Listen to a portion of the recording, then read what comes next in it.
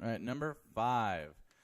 To 2 decimal places, what is the relative atomic mass and the molar mass of the element potassium, represented by capital K? Now here, in this problem, we're going to use this idea that I've mentioned before in class, but we haven't really used yet. This is the first time we're kind of going to use it a little bit.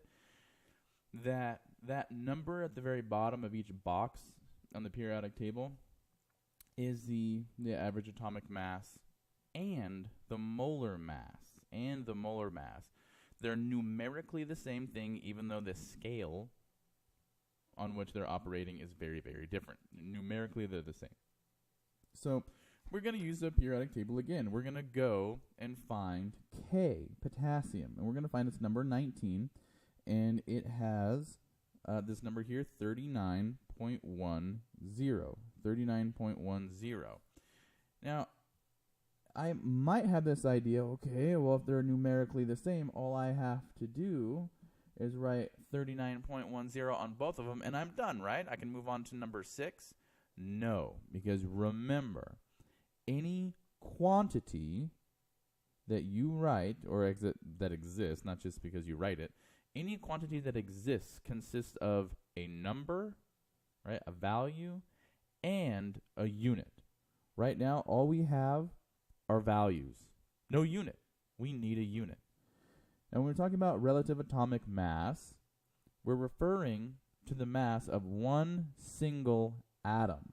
And so the appropriate units, AMU, stands for atomic mass unit. It's kind of a made-up unit, to be honest, but it refers to things that are on the scale of one individual atom or one individual molecule, something incredibly small.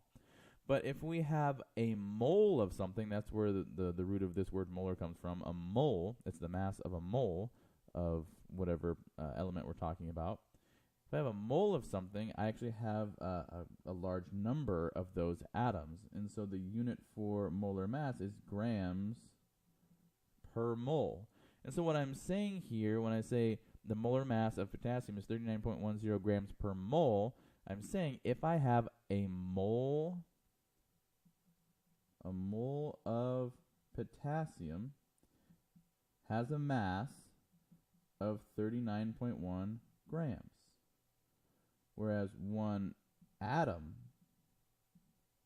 of potassium has a mass of 39.10 AMU. Again, these numbers are the same, but the units are different because the scales are vastly different.